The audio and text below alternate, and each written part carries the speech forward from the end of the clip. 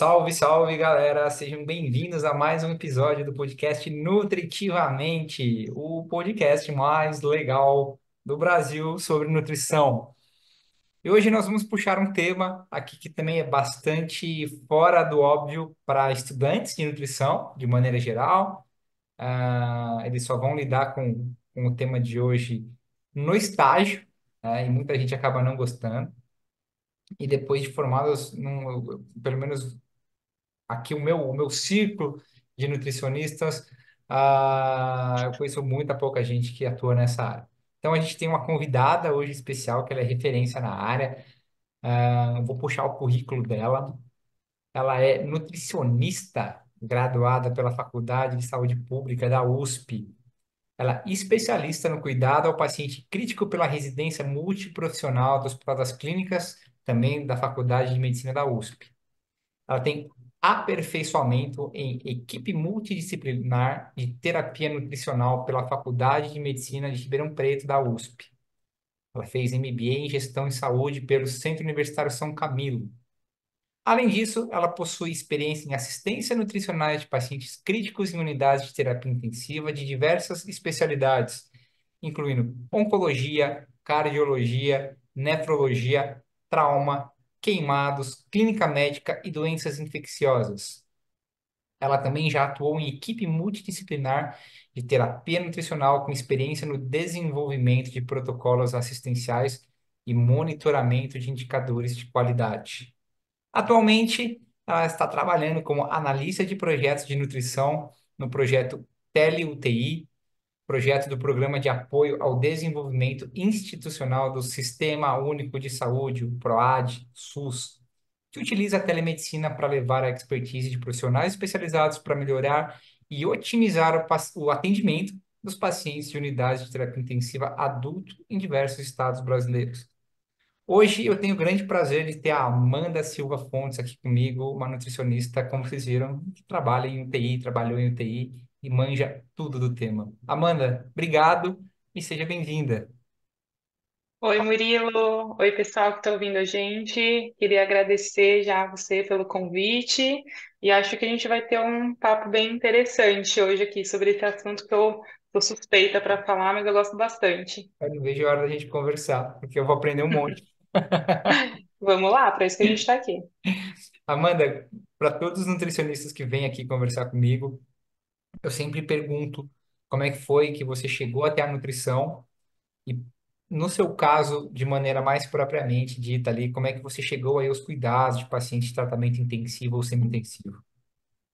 Tá, então eu cheguei na nutrição, na verdade, meio que por acaso. Então, quando eu estava no ensino médio, eu não tinha muita ideia, né, de qual curso escolher, que área seguir para a faculdade. Acabou que fazia, né, alguns testes vocacionais e eles sempre apontavam ali para profissões da área da saúde. No segundo ano do ensino médio, eu acabei decidindo que eu queria fazer algum curso técnico. E na busca por cursos, eu acabei encontrando dois. Eu me interessei pelo de nutrição e pelo de design de interiores, duas coisas que não têm absolutamente nada a ver.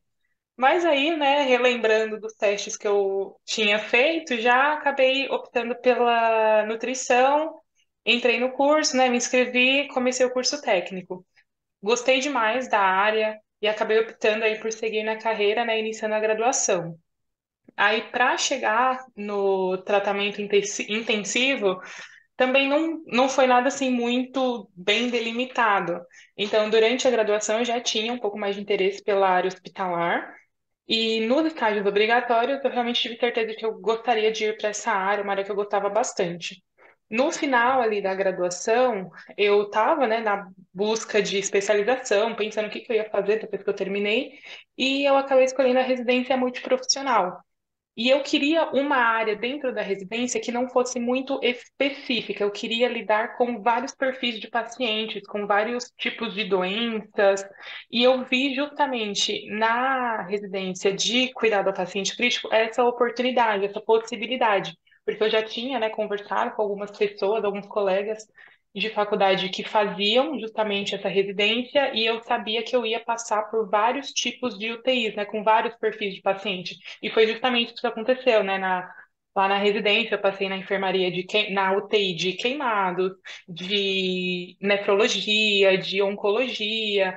Então, foi mais por isso, porque eu queria uma especialização um pouco mais generalizada, né? Generalista. Apesar de ser específica do ponto de vista de UTI, era sempre com UTI, mas eu queria, dentro disso, ter contato com vários perfis de pacientes. Legal. Eu tive. O primeiro contato com TI foi realmente no estágio hospitalar, né? Obrigatório ali. Sim, E o meu estágio foi um caos, porque era uma nutricionista para o hospital inteiro. acontece, não é o ideal, mas acontece com frequência. Só que assim, ela cuidava da UAN, do hospital, e dos Uhum, pacientes. entendi. E aí, como eu gosto muito de nutrição, então eu não sei como foi o tipo dos estagiários que passaram por lá. Eu Uhum. estudava, eu sentava com ela, me explica isso daqui de osmolaridade, porque eu não posso, porque eu não posso. E aí ela me mandava para UTI. Eu chegava, Murilo, sobe na UTI que a infecto quer falar com você. Eu falei, comigo não, com você eu falo. Eu chegava lá, menino, cadê a dieta do meu paciente que está catabolizando? Eu falei, mas eu conversei com a nutricionista responsável. É assim mesmo, né? A gente chega meio perdido no estágio, nos estágios e às vezes acontece esse tipo de coisa. A gente tem que meio que aprender na raça ali, né? Exato. Amanda, a primeira pergunta que eu queria te fazer, mas já trazendo, colocando uma luz aqui no tema, para o pessoal que às vezes nem imagina, né? Muita gente não Uhum, sabe, inclusive. Eu só fui descobrir quando eu comecei a ter a, a matéria de nutrição clínica, né? O paciente internado na UTI ou em alguma semi-intensiva, ele possui uma necessidade energética, né, calórica ali muito mais alta do que o normal. uhum. E a gente nem imagina, fala, o cara tá lá deitado, né, tranquilinho, vai estar gastando menos. Mas na verdade está gastando muito mais do que ele estaria Exato. andando. Por que que acontece? Você pode explicar para o pessoal, por favor? Sim, então isso é verdade, realmente. O paciente crítico ele tem uma necessidade energética, né, ou calórica maior, só que isso vai acontecer em um segundo momento da internação desse paciente na UTI. Então, quando ele chega no primeiro, segundo dia, nessa fase inicial da doença crítica, há uma produção endógena de energia, né? Tanto que inicialmente a gente precisa ofertar uma menor quantidade de calorias para esse paciente, a fim de evitar o que a gente chama de hiperalimentação. Então, nessa primeira fase, é uma fase muito intensa de inflamação e de catabolismo. Já por volta do terceiro, quarto, quinto dia, esse metabolismo ele vai ser revertido para o estado anabólico. E aí, nisso, há uma diminuição da produção endógena e aumenta a necessidade energética, justamente para atender a demanda anabólica desse paciente, né, para que ele recupere os tecidos que foram ali lesionados, afetados, enfim, por conta do que fez ele chegar ali na unidade de terapia intensiva. Então, o pessoal nem imagina, né? Exato. Foi o que eu falei quando eu tive ali, o fator injúria, né? Que chamava Uhum, da. isso, exato. E dependendo, né, do motivo que levou esse paciente para UTI, a necessidade é muito alta. A gente tem, por exemplo, os pacientes queimados, né, os grandes queimados. Eles têm uma necessidade muito alta. Tem paciente que chega a 3.500, 4.000 calorias de necessidade energética, justamente porque, pensa, ele está ali, né, ele tem que recuperar, ele tem que refazer pele, né? Tem que refazer novos tecidos. Então, isso demanda muita energia. É um desafio, né? Com certeza, com certeza. E pensando ali na demanda energética elevada desse paciente, como é feito o cálculo? Na minha época era Harris Benedict e cai no bolso. É isso ainda? Aham. Mudou? Como é que tá? Harris Benedict a gente não usa mais, hein, Murilo? Pelo amor de Deus, tá muito ultrapassado isso aí. Ó, foi o que eu usei no estágio. E tinha forma de bolsa, eu falei, mas aí eu achava muito pouco, eu achava que ficava muito baixo, Uhum. né? E fica, né? Na verdade, o que a gente utiliza, via de regra, são as fórmulas de bolso mesmo, né? Uhum. Então, a gente tem o padrão ouro para determinar a necessidade, né? Que todo mundo sabe que é a calorimetria indireta. Só Sim. que é um equipamento super caro, que ele dificilmente vai estar disponível no hospital, e quando está disponível, são em grandes centros, né, hospitalares, e não são para usos rotineiros, geralmente é para uso para pesquisa ou para algum paciente muito específico, né? Então, o que a gente utiliza realmente são as fórmulas de bolso, que são aí aquelas equações simples, né? Em que a gente vai utilizar determinada recomendação e multiplicar pelo peso do paciente. Então, de maneira geral, né, para o paciente crítico, a gente utiliza aí de 25 a 30 quilocalorias por quilo de peso, né? Mas aí acaba variando um pouco de acordo com a patologia, às vezes com o estado nutricional do paciente. Tem alguns casos que a gente utiliza algumas fórmulas específicas. Por Tá? exemplo, os pacientes queimados.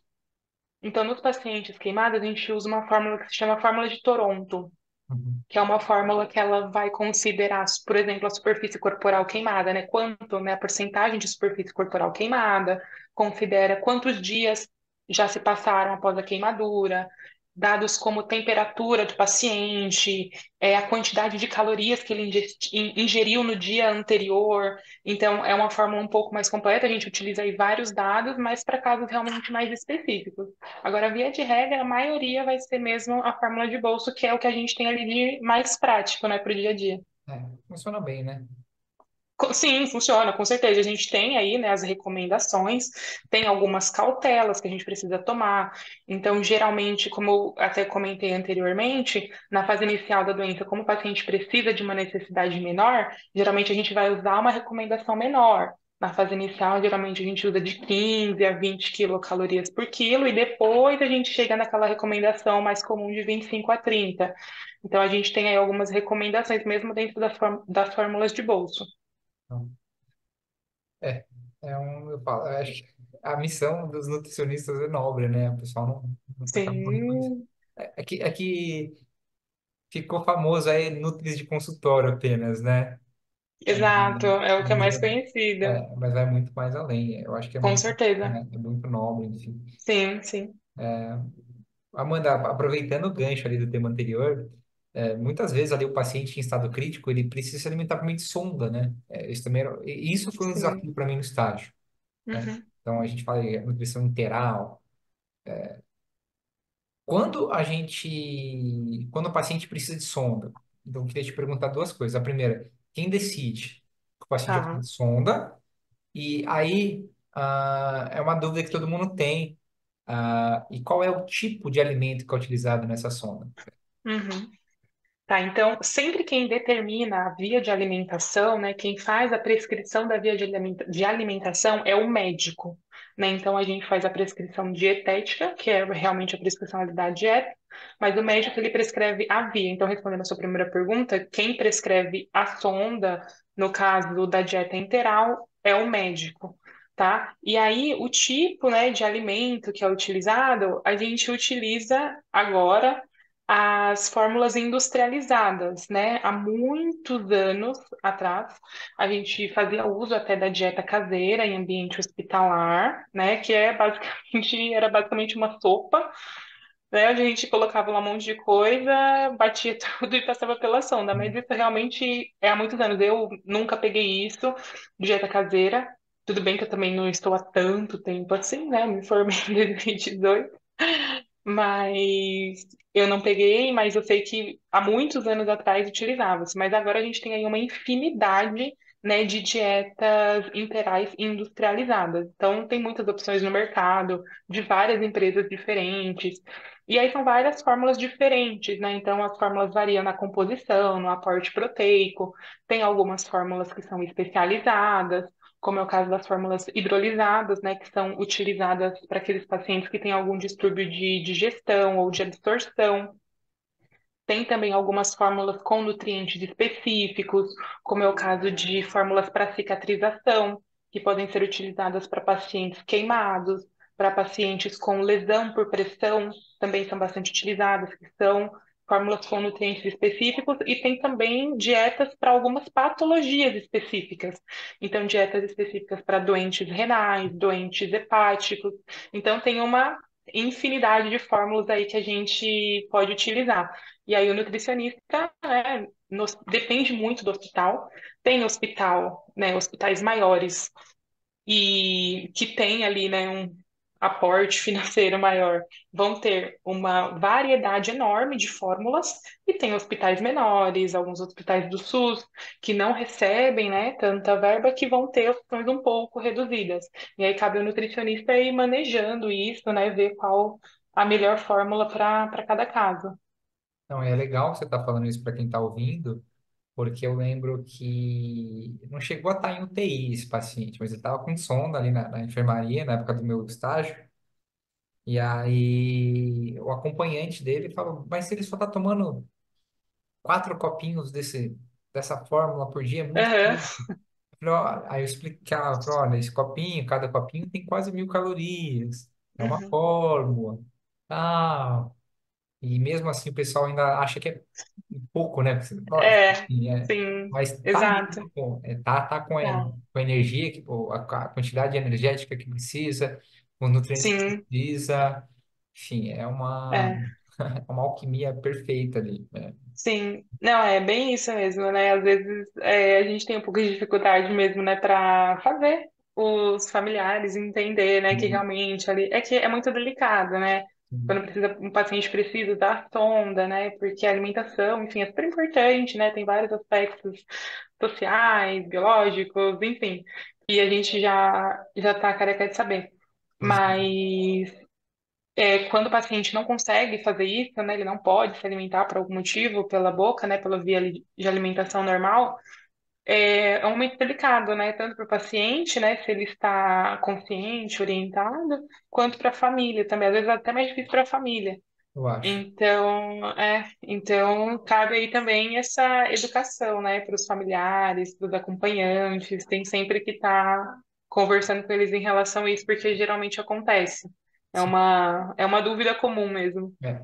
Então, eu lembro que eu conversei, teve um caso também de pedra na vesícula, que o paciente estava bem, e a acompanhante estava brava. Ela tá sem comer há 24 horas, onde esse mas ela vai operar, ela não pode comer.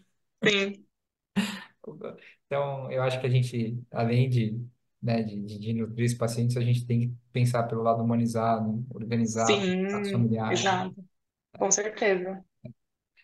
Ó, mano, em caso mais grave, né, paciente que não consegue ser alimentado por sonda, a gente acaba recorrendo ali à nutrição parenteral. Então, eu queria que Exato. você explicasse para o pessoal, por favor, o que que é a alimentação parenteral e como o nutricionista participa desse processo de nutrir o paciente, só que por outra via. Sim. Bom, então a nutrição parenteral, né? Quem vai prescrever também vai ser a equipe médica, né? O médico que vai prescrever essa via.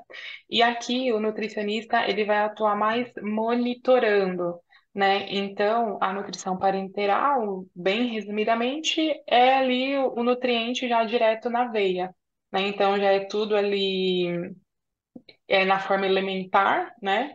E tudo direto na veia por catéter central ou periférico, né? O central é aquele que vai aqui no pescoço, periférico o que vai nos membros superiores, geralmente.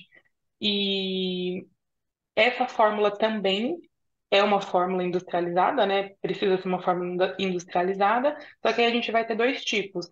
Então, a gente tem as fórmulas que são as fórmulas que a gente chama de padrão e as fórmulas manipuladas. Então, as fórmulas padrão são aquelas que já estão prontas, aquelas prontas e têm uma composição definida. Geralmente, na maioria dos hospitais, tem ali um estoque dessas dietas parenterais prontas. As manipuladas são aquelas feitas conforme prescrição médica, onde o médico vai estabelecer a quantidade de cada macro e micronutriente. Então, com a manipulada, a gente consegue personalizar mais, né, de forma mais individualizada para cada paciente, de acordo com cada necessidade, tá? Então, por exemplo, ele tem que colocar todos os cálculos. A gente manda, né? O médico prescreve, faz essa prescrição como se fosse uma receita, e isso vai para a indústria, para a empresa que prepara a fórmula. Então, geralmente, né, esse processo é feito pela manhã, o médico precisa fazer essa prescrição. O pessoal da farmácia encaminha essa receita, essa prescrição para a empresa que vai produzir essa dieta, e aí essa bolsa só vai chegar à noite, geralmente, para infundir no paciente. Então é um processo que é um pouco mais demorado, ao contrário da pronta, que já está lá pronta, disponível para uso. Mas aí, na manipulada, a gente consegue fazer essa personalização. E aí, o nutricionista, nesse caso, né, ele não vai prescrever propriamente dita a dieta, né, a nutrição parenteral, só que ele continua sendo responsável por avaliar o paciente e por calcular as necessidades nutricionais. E aí ele vai contribuir monitorando, né, a tolerância desse paciente à nutrição parenteral e ele vai continuamente avaliar para ver se precisa, né, se tem a necessidade de alterações nessa fórmula, conforme a evolução clínica do paciente. Então, conforme o paciente vai evoluindo, pode ser que o nutricionista perceba que precisa aumentar, por exemplo, o aporte proteico. Então, ele vai conversar com o médico, vai conversar com o nutrólogo, para poder fazer aí o ajuste dessa dieta. Legal. Complexo, né? É bem complexo, mas é legal, é legal. Não, eu acho muito legal. Eu tenho tem um pessoal, um casal de amigos que eles tiveram filhinhos, né? Nasceu gêmeos e uma precisou de parenteral, tá?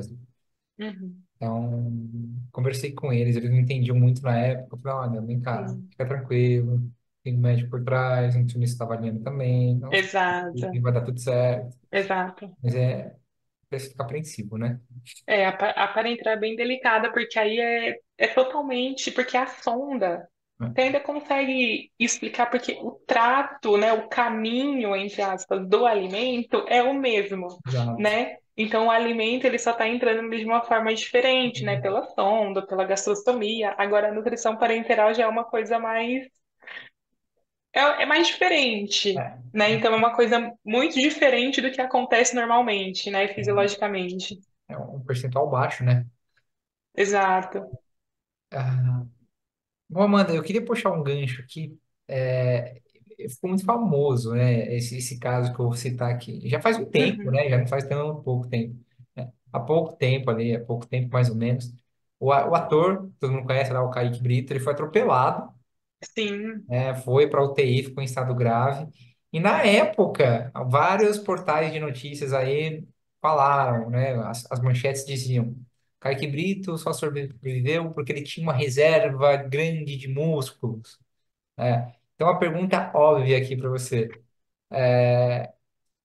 Realmente, primeiro, tem muita gente que não acredita, então, gente, ó, vou perguntar para nutricionista, especialista na área. É verdade que a musculatura ajuda o paciente a sobreviver? E como a gente preserva essa musculatura dos pacientes que estão em UTI ou então em semi-intensivas? sim, é verdade. Ajuda a gente a sobreviver, com certeza. O que que acontece?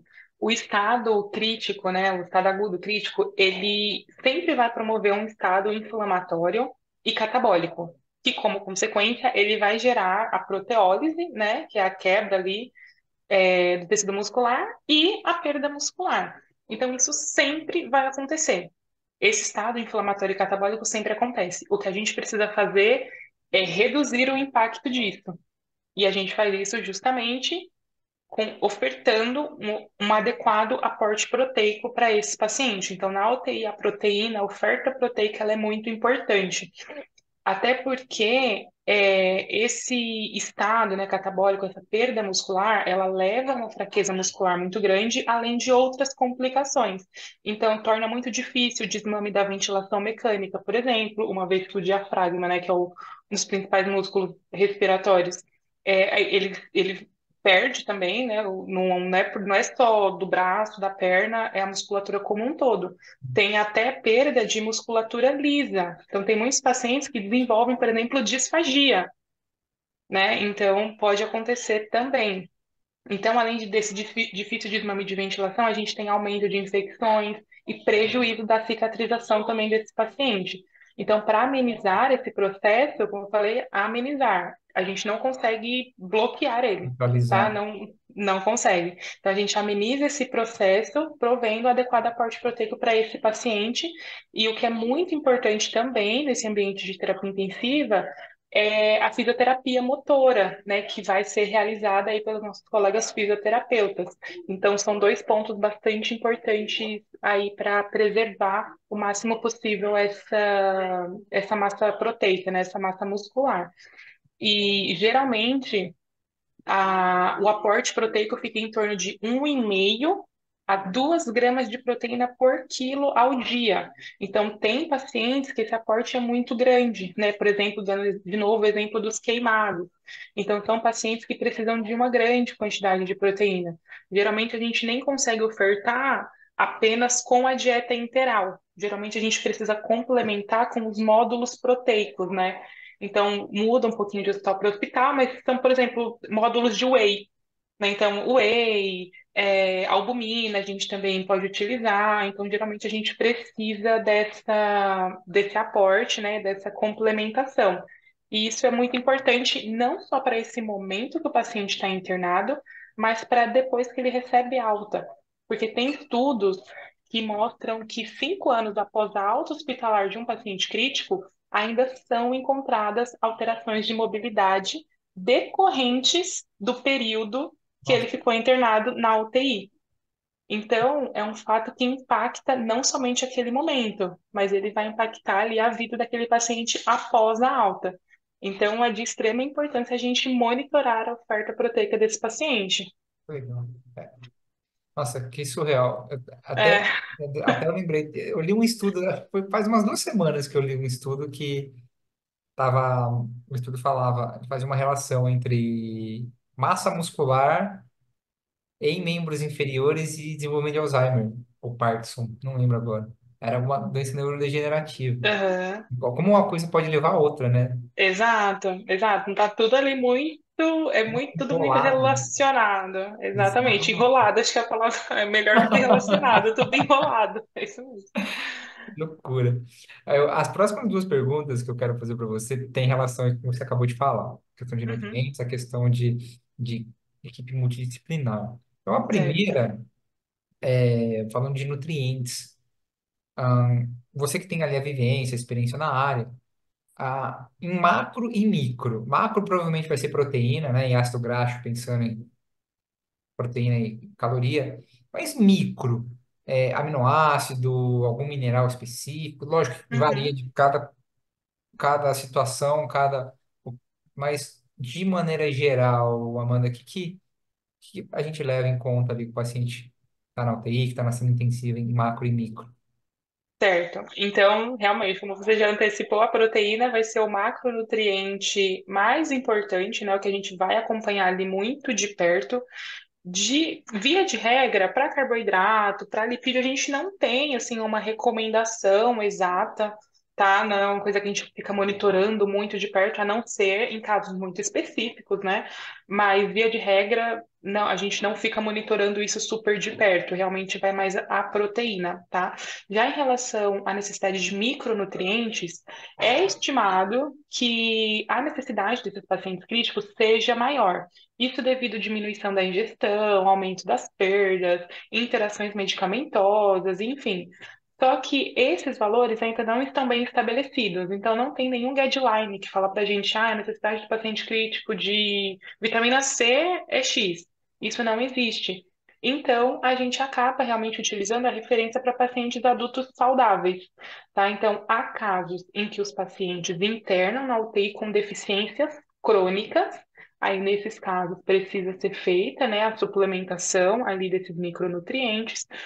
Alguns casos, por exemplo, pacientes que têm muito risco de síndrome de realimentação, né, que são pacientes que estão muito emagrecidos, que são pacientes que estão com uma ingestão alimentar muito baixa nas últimas semanas. Então, nesses casos também já são suplementados alguns micronutrientes com o intuito justamente de evitar essa síndrome de realimentação. Então, de maneira geral, os pacientes em uso de pelo menos 1 litro de dieta integral ao dia, a necessidade de micronutrientes ela já é suprida. E aí, para aqueles com nutrição parenteral, aí precisa realmente ser feita ali na prescrição, né, a recomendação diária de cada micronutrientes. De cada micronutriente. E aí, falando de nutrientes específicos, você perguntou, por exemplo, do aminoácido, né, dos aminoácidos. A gente tem, por exemplo, a glutamina, tem a arginina, tem o ácido graxo, que é o ômega 3. Eles três não são, são os mais famosos, são os que têm mais estudos na área com pacientes críticos e outros tipos de pacientes também. Então, não são recomendados o uso rotineiro desses nutrientes, mas porque os estudos são muito controversos, mas em algumas patologias específicas, eles podem ser utilizados com cautela, como, por exemplo, a glutamina nos pacientes queimados. Em alguns casos, podem ser utilizados. E mesmo a junção dos três, né, pode ser utilizado como dieta imunomoduladora para pacientes antes de grandes cirurgias, mas aí são para casos muito específicos. De maneira geral, não se utiliza, não é recomendado. Legal. Bacana, eu achei que era diferente. É que os estudos, né, como eu falei, a gente tem muito estudo, muitos, só que são realmente muito controversos, Sim, né, porque as metodologias são muito diferentes, aí o micronutriente utilizado é diferente, a população é diferente, às vezes é com uma população de pacientes muito pequena, né, então é algo que não dá para a gente generalizar, né, e expandir para todo mundo.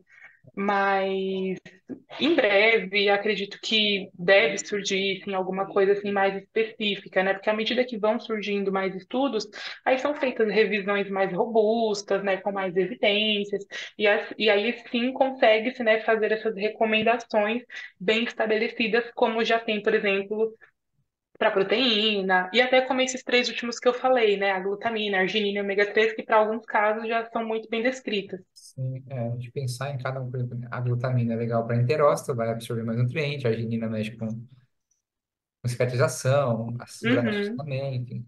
exato. O complicado, eu acho, Amanda, é a questão, por exemplo, né? Eu tenho a pós-graduação em nutrição esportiva e a pós-graduação em fito. O que eu Uhum. fazia durante as graduações? Eu pegava os estudos e eu testava tudo em mim, né? Então, eu só não usei anabolizante. É, e aí eu gravei um podcast com o Breno, que ele é ciclista, então a gente falou sobre ciclismo. Ele falou que ele Uhum. pegava os estudos, testava com o paciente, e a Mirtes, que era a nutricionista do Palmeiras, Aham. Murilo, eu também pego os estudos, testo com os jogadores e eu vejo que muita coisa não funciona. Só que É, então. são áreas que pode testar, né? Você não vai poder testar um estudo no paciente de Sim, UTI, exato. né? E às vezes são coisas também que a gente são muito difíceis de São. detectar, né? É, Então é difícil de medir, a gente não consegue ter ali, não sabe se a gente deu, sei lá, a vitamina C e aconteceu isso.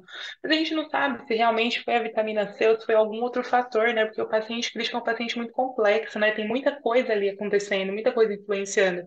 Então, simplesmente pode ter dado vitamina C, mas pode não ter relação nenhuma, né, com o que aconteceu. Então, são complexos. é complicado. E falando em coisas complexas, vamos aproveitar ali. É, o pessoal que está ouvindo a gente que está falando, você falou agora, o nutricionista está ali na UTI, conversando com o médico, vem o enfermeiro, tem o fisioterapeuta. Então, Uhum. aí a gente fala assim, bom, o nutricionista faz parte de uma grande equipe multidisciplinar, correto? Correto, mas não é bem assim, né? Exatamente. Então, o trabalho na terapia intensiva, ele realmente, né, ele precisa ser realizado com o apoio de uma equipe multidisciplinar, que vai passar aí por vários profissionais.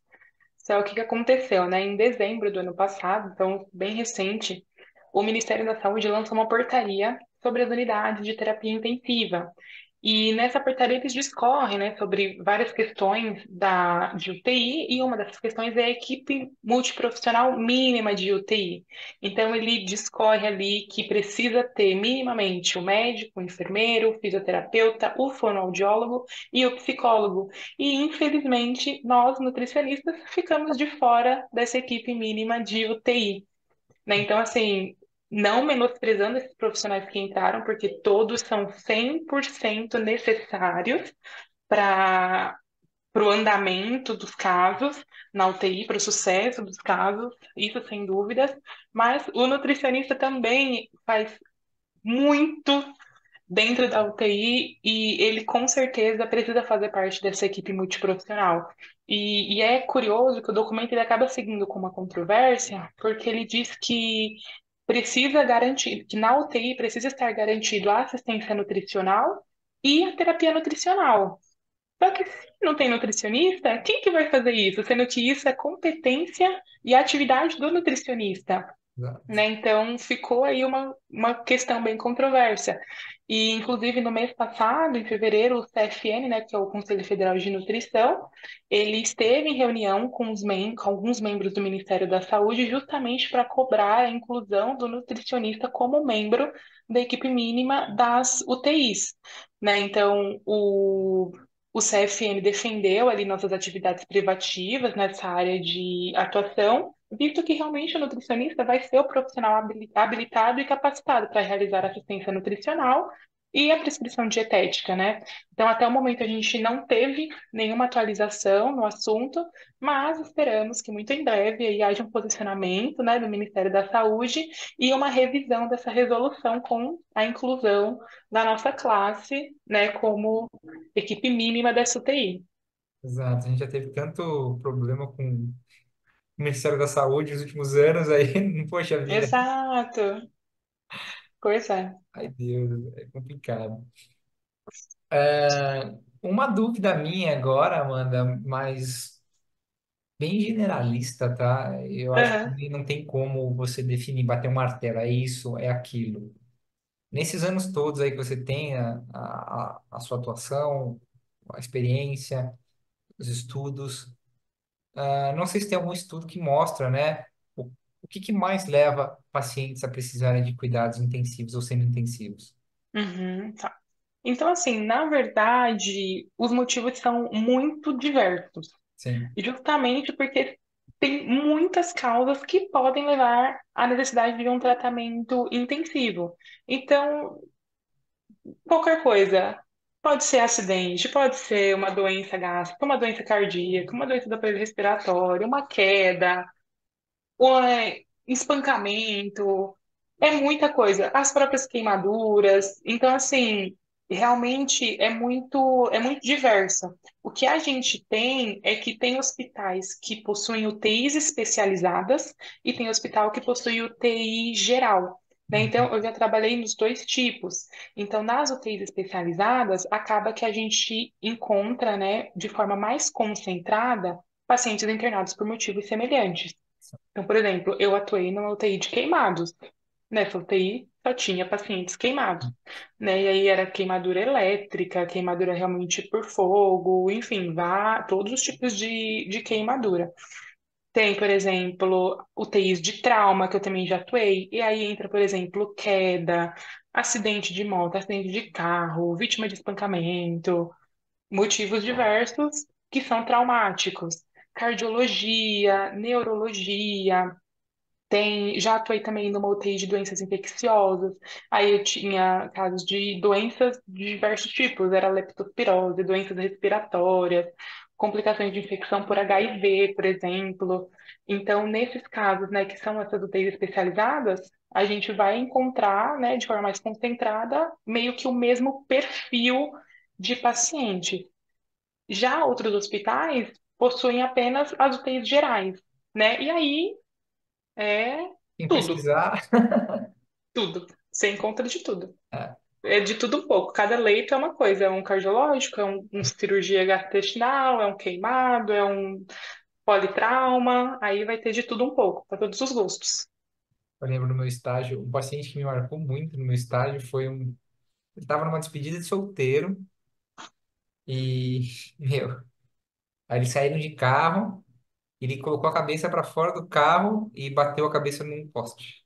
Nossa, Tava lá, ele ficou o meu estágio inteiro praticamente na UTI. é. Vai ter tido um TCE super grave, né? Eu falei, gente, como assim? É. Meu, Então, é muita coisa que aparece. Tem uns casos que a gente fica, meu Deus, como que isso aconteceu? exato. Eu falei, meu Deus, cara. Para que É você isso fez? mesmo. Exato, é bem por aí. E aí é isso, é muito diverso, tem de tudo.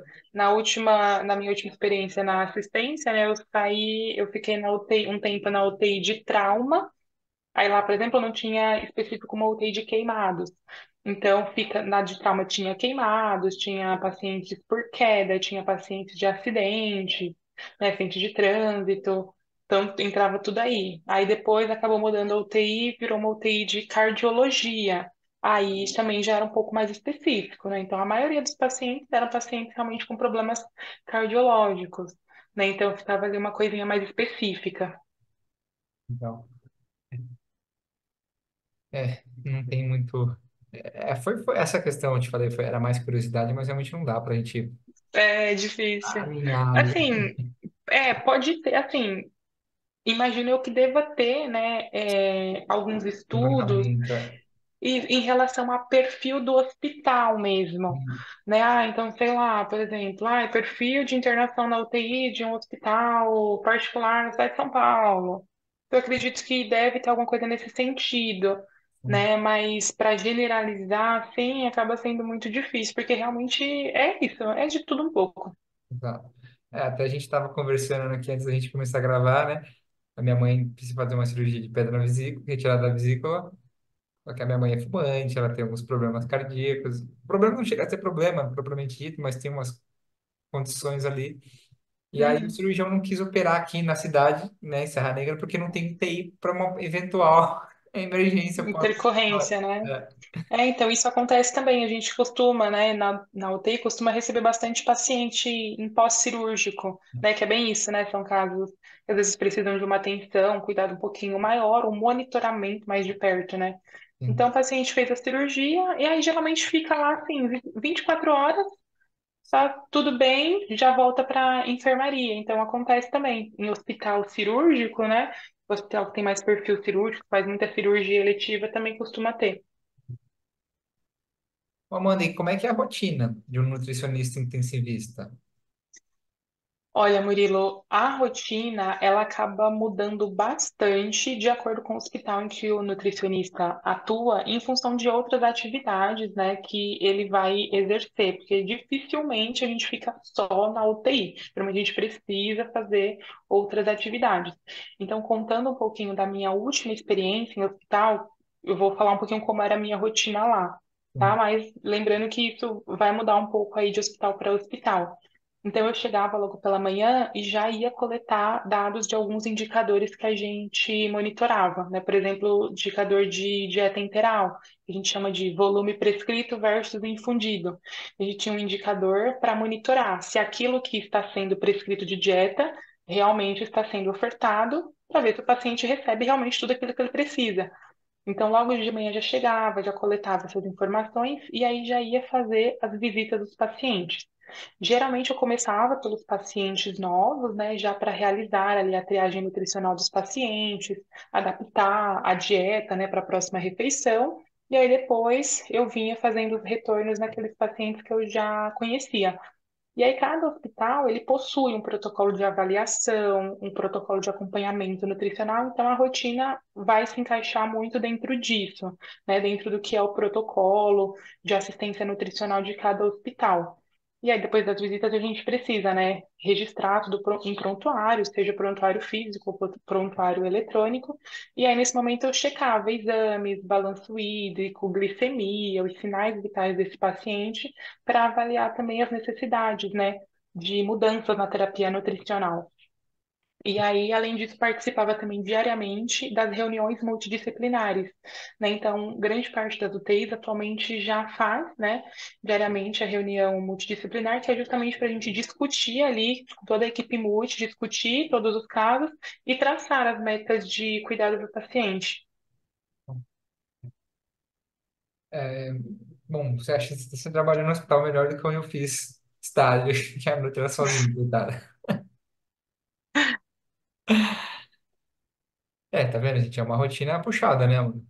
Você não para ali. Sim, porque, e aí é isso, né? Além, essa, na verdade, era a minha rotina na UTI. Sim, Isso, exato, mas além disso, eu tinha outras rotinas, né? Então, às vezes, precisava, a gente tinha reuniões, por exemplo, de equipe de nutrição, reuniões de outros grupos que a gente participava lá dentro do hospital, às vezes precisava auxiliar um pouco na nutrição, na produção, na cozinha, então a gente descia para ajudar conforme necessário. O que mais que precisava fazer?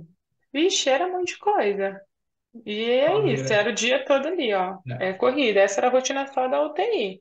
Mas aí a gente tinha as outras coisas. Mas é muito legal, eu gostava.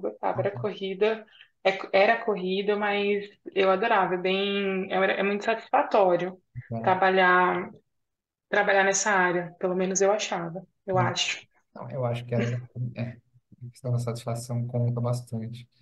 Acaba fazendo amizade com o paciente, porque se vai embora, Exato. né? Sim, exato.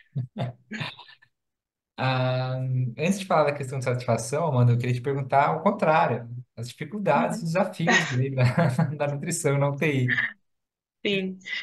Olha, eu acredito que um dos principais desafios é fazer, às vezes, a equipe entender a importância da nutrição para o paciente crítico. Porque, às vezes, assim, o paciente crítico, ele precisa realmente, né, tem vários pontos de atenção, tem muita coisa que a gente precisa observar nesse paciente, e às vezes a nutrição fica ali meio esquecida, mas ela é muito importante, né, para a recuperação desse paciente. Claro que a gente tem um momento de nutrir esse paciente, nem sempre a gente já consegue assim que ele chega, porque às vezes o paciente está em estado muito grave, está instável, né, hemodinamicamente, então a gente nesse momento não consegue nutrir esse paciente. Mas a partir do momento que a gente consegue, tem que ser dado uma atenção especial para isso, né? Então, acho que às vezes é um pouco difícil fazer a equipe entender essa importância. Mas eu acredito também que essa dificuldade tem diminuído, até por conta dos estudos, né, que demonstram cada vez mais o papel da nutrição na recuperação desse paciente. E aqui é muito importante que o nutricionista tenha domínio sobre o assunto, né, justamente para ele poder discutir ali de forma crítica, né, uma discussão, né, mas discutir de forma crítica com a equipe médica, com a equipe multi, né? Então, de forma que ele possa ali explicar qual a importância disso, né? Então, é importante também que o nutricionista tenha domínio do assunto. Exato. Tem que se impor um pouco também, né? Exato, exatamente. E isso eu acho que é uma parte da parte mais técnica, né? Dificuldade mais técnica ali. Sim, Trazendo um pouco para o lado pessoal, eu acho que trabalhar nessa área às vezes pode abalar um pouco o eu ia perguntar psicológico, isso. né? Porque a gente acaba lidando com pacientes que estão em estado muito grave e que correm ali, né, um risco de morte. Sim, Então, eu acredito que dentro do hospital a gente acaba lidando com mais mortes que em algumas outras áreas, sim. né? Porque, querendo ou não, é ali na UTI onde estão concentrados os pacientes que estão mais críticos, né? E uma outra coisa que eu também percebi muito, né, atuando na UTI, é que fica muito claro como a nossa vida muda, assim, de um instante para o outro, né? Foi até, como você já falou, né, do caso que tinha lá onde você fazia estágio. Então, quando eu fazia residência, tinha um caso, por exemplo, de uma mulher super jovem, assim, na casa dos 20 e poucos anos, que ela teve um TCE, né, trauma crânioencefálico, e disso ela teve uma morte encefálica simplesmente porque ela caiu da cama Meu Deus, e cara. bateu a cabeça. Então, ela simplesmente ela estava dormindo, virou pro lado, Bem, caiu da cama e teve um TCE. Então, assim, é, a gente fica assim, meu Deus, né? Como tudo pode mudar assim de um tempo para o outro. A gente percebe como nós somos frágeis, né, na verdade. Mas também não quero que o pessoal que está nos ouvindo ache que todo mundo que vai para a UTI morre, tá? então, Não, não gente, é o que não. acontece. Não, pelo contrário, Exato. né?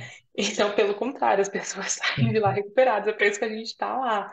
Mas, como eu já falei, eu acredito que é a área dentro do hospital onde vai ocorrer, né, ali o maior número de mortes, né? Se comparando, por exemplo, com a enfermaria, que realmente, a não ser que seja, por exemplo, um paciente em cuidados paliativos, que aí tudo bem, ele está numa enfermaria, geralmente ele não vai para UTI e acaba falecendo na enfermaria mesmo.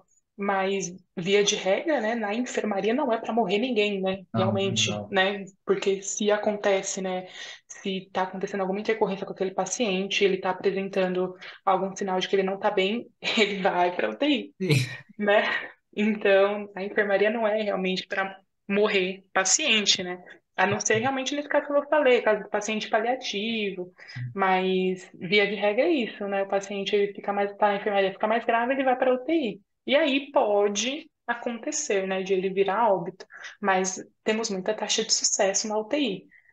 A gente recupera os pacientes. A gente ajuda, não sei, só mais ajuda do que, né? Sim, com certeza, Exato. com certeza. Aí, agora eu queria saber da questão contrária, a questão da satisfação. O que você sente ali quando o paciente tem alta, quando você vê que o paciente não catabolizou, né? E se tem algum caso aí que te marcou positivamente, que você lembra até hoje? É, assim, eu acho muito gratificante e muito satisfatório acompanhar todo o processo de recuperação de um paciente que chegou lá, estava super grave e conseguiu ter alta para a unidade de internação e depois para casa.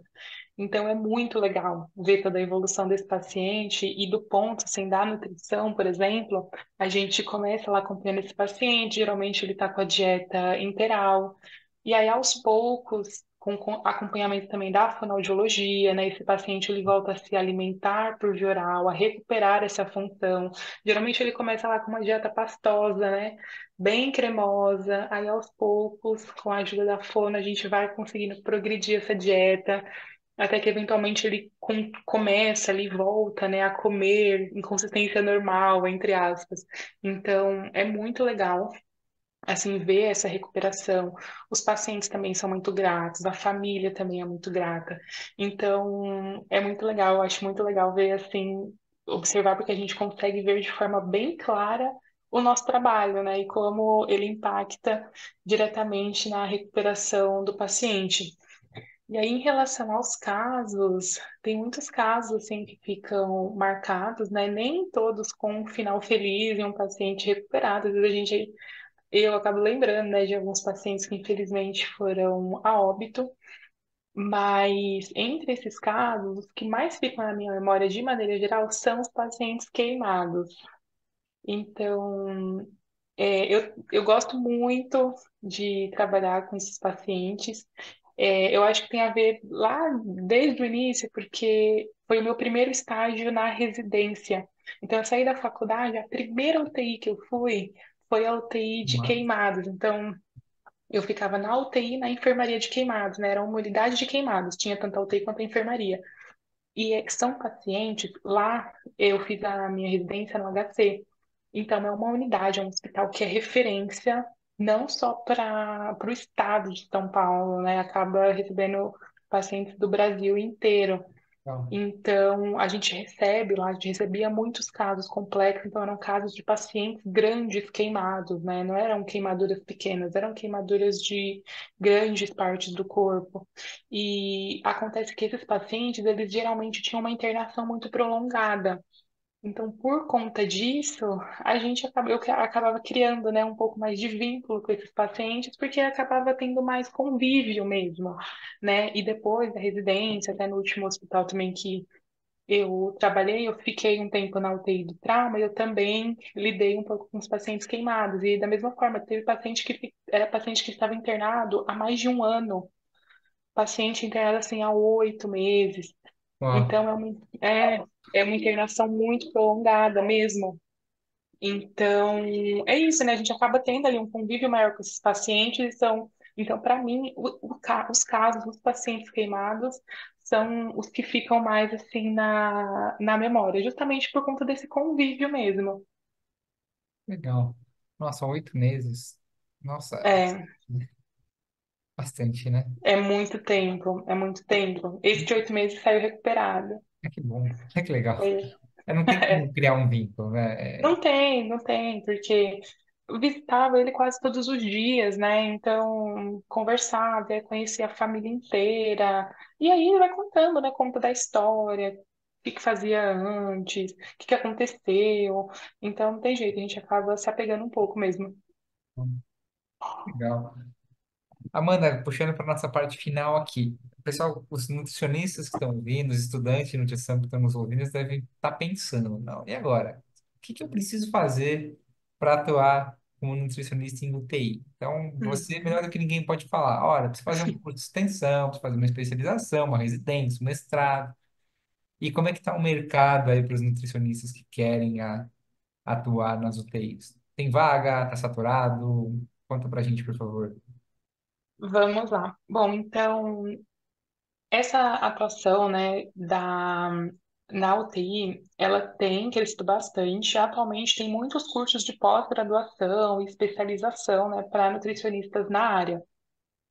Eu, particularmente, a opção que eu acho muito interessante, até porque foi a que eu fiz, mas que eu acho interessante de uma forma geral e não apenas só para quem quer a área de UTI, mas outras áreas também, é a residência multiprofissional, né? Então, atualmente tem um enorme número de hospitais que oferecem as residências, hospital público, hospital particular, e tem diversas áreas, né? É UTI, oncologia, criança, pediatria, idoso. Então, tem muitas áreas e é uma opção que eu acho muito interessante porque ela proporciona um aprendizado prático muito grande, além da teoria, né? Então, especialmente para recém-formados que ainda não têm nenhuma experiência na área, porque infelizmente a gente chega lá no mercado de trabalho depois que se forma e precisa de uma experiência, né? É Sim. muito difícil. É muito difícil que os hospitais contratem apenas somente com a graduação, né? Então precisa pelo menos de uma pós, de uma residência, tem que ter alguma experiência, né? E então, especialmente é isso, para os recém-formados, eu acho que é uma experiência muito válida, né? Porque além de você ganha essa experiência prática, ganha muito da teoria também. E você ainda recebe por isso, né? Você tem ali, o residente recebe Importante, né? um valor, né? Recebe uma bolsa. Então, e eu acho que é uma opção muito legal. Não. Mas a gente também tem, né, como eu falei inicialmente, os cursos de pós-graduação, que também costumam oferecer alguns períodos de estágios, né, práticos no hospital, mas ao final da residência. Então, também é uma opção que eu acho que é super válida, né, para quem não consegue ou não acha interessante fazer a residência, porque é puxado, né? A gente tem ali 60 horas semanais, né, geralmente 12 horas por dia.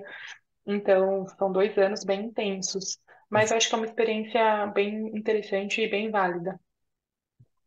Ah, e aí você tinha perguntado das vagas, né? Então, No assim, mercado. há vagas, né? O mercado, a nutrição clínica hospitalar de forma geral, vem ganhando cada vez mais espaço, né? Justamente porque a nutrição ela vai atuar diretamente no tratamento de diversas patologias. Então, é um mercado que eu acredito que dificilmente entrará em crise, né? E especificamente na terapia intensiva, o que acontece é que nem sempre o nutricionista ele consegue entrar no hospital e já ir direto para a UTI, tá? Então, eu, por exemplo, foi isso que aconteceu. Então, eu entrei e, eventualmente, acabam acontecendo rodízios entre as áreas, né? E aí, geralmente, a gestão pergunta, né? Quer saber e sabe, né, das nossas experiências, sabe da nossa formação. Então, na medida do possível, a gestão vai ali montando aquele quebra-cabeça. Ah, então, a nutricionista de oncologia vai para oncologia, a nutricionista da UTI, né, que tem formação em UTI, vai para UTI. Então, inicialmente, nem sempre é possível a gente já atuar. Isso, sim, na verdade, serve tanto para UTI quanto para todas as outras áreas. Nem sempre a gente vai entrar no hospital atuando naquela área que a gente tem a formação. Mas, à medida que tem aí esse rodízio entre as áreas, enfermarias, UTIs, entre as unidades, aí a gestão geralmente consegue ir alocando as pessoas de acordo ali com as suas formações e até com as suas preferências mesmo, né? Não. Então, é isso. Mas aí tem casos também de vagas específicas. Pode acontecer. É um pouquinho mais difícil, mas pode acontecer de abrir uma vaga específica para UTI, né? Legal. E Olha, muito legal, muito legal. E, pessoal, vocês estão ouvindo aí? Tem vagas, tem sim. tem demanda, tem que estudar, Isso é verdade. Tem que né? estudar bastante, que é um tema bem complexo. É difícil. Eu acho muito legal, eu acho muito interessante, mas é complexo, não é tão simples. Não, a gente está lidando ali com os pacientes críticos, né? Enfim, e é uma responsabilidade muito grande. Eu costumo dizer, se você Sim, não gosta de estudar, não vai fazer nutrição. Começa por aí, né? exato. E não vai preparar de estudar. Eu acho que para a área da saúde é muito Exato. É. assim, né? Para praticamente todas as áreas, né? Porque está sempre tudo em evolução, né? Então sempre está surgindo estudo novo, sempre surgem coisas novas, tecnologias novas, né? Então a atualização para nós que somos da área da saúde nunca Tá. para, realmente. É uma coisa aí que tem que ser constante. todo ano ali um congresso, todo ano um curso de Exato, extensão, dar uma olhadinha com no ensino certeza. médio, no Cielo, deixa eu ver se Exato. saiu de novo Ver o que tem de aqui. novo. Exato, é É, isso mesmo. não paramos. Não, nem um minuto. Amanda, eu vou finalizar então te agradecendo de novo. Obrigado por você ter topado participar. Nutritivamente ganha demais com a sua presença. Os ouvintes ganham. Eu aprendi. Muito, muito, muito obrigado. Eu não sei como é que você está com relação a, a aulas e palestras, se você quer deixar seu contato, se você faz esse Uhum. tipo de trabalho também para quem está ouvindo, falou, ó, eu quero trazer a Amanda para conversar aqui na faculdade com os alunos, tal. Onde o pessoal pode te encontrar? Ah, claro, eu posso. Deixa assim. Posso falar o e-mail? Claro! Pessoal, anota aí, pega a caneta. Então, qualquer contato pode ser pelo e-mail, é Amanda Fontes, com dois S no final, Fontes F, número um arroba gmail.com. A Ah, qualquer coisa eu fico à disposição aí, pelo LinkedIn também, legal, Amanda Silva Fontes, legal. consegue me encontrar por lá. E eu quero agradecer você também pelo convite, foi uma conversa super legal, bem descontraída, e espero Ah, que o pessoal tenha aprendido aí e tenha se interessada, pelo menos um pouquinho, pela nutrição na terapia intensiva. legal, Amanda, com certeza. A gente teve muitas informações, tudo muito claro, tudo muito fácil de ser absorvido. Então, o pessoal com certeza aproveitou. Maravilha. De novo, Obrigada, muito Murilo. obrigado, Amanda. Imagina, eu que agradeço. Esse foi mais um episódio do podcast Nutritivamente. Canção de abertura Credit, Horizon. Trilha sonora de finalização Unwound, Oaks Studio. Direção criativa, produção executiva, consultoria científica, edição e concepção Murilo Camano Muro.